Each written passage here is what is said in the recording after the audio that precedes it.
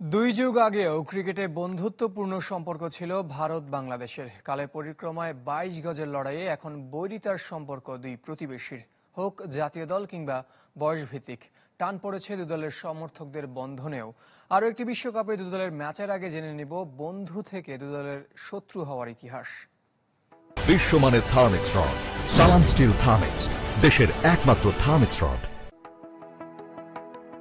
গল্পটা ছিল বন্ধুত্বের। আন্তর্জাতিক ক্রিকেটে অভিষেক, টেস্ট মর্যাদা প্রাপ্তি, সব ধাপেই বাংলাদেশের পাশে ছিল ভারত।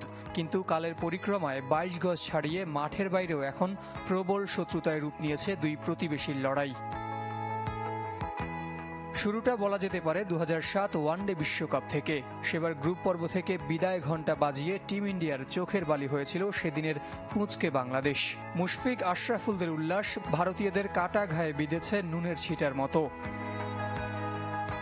দুদলের তিক্ততা চরমে পৌঁছায় ২০১৫ বিশ্বকাপে। কোয়ার্টার ফাইনালে রোহিত শর্মার আউটে আম্পায়ারের নো বল জন্ম দেয় বিতর্কের। পক্ষে বিপক্ষে যুক্তিতর্ক ছাপিয়ে অনলাইন যুদ্ধে নামেন সমর্থকরা। সে বছরই ডেকে এনে ঘরের মাঠে ভারতকে ওয়ানডে সিরিজে হারিয়ে দেয় বাংলাদেশ। বিশ্বকাপে স্টার স্পোর্টসের আলোচিত মৌকা বিজ্ঞাপনের জবাব দেওয়ার মোক্ষম সুযোগ কাজে লাগান টাইগার ভক্তরা। মুস্তাফিজকে ধাক্কা দিয়ে ভিলেন বনে যান মহেন্দ্র সিং ধোনি। পরের বছর টি-20 বিশ্বকাপে বেঙ্গালুরু ট্র্যাজেডির জন্ম দিয়ে ভারতীয়দের কাছে হাসির পাত্রে পরিণত হন মুশফিক মাহমুদুল্লাহ। পরে ক্যারিবীয়দের কাছে টিম ইন্ডিয়ার পরাজয়ে পোস্ট করে জ্বালা মেটান মুশি।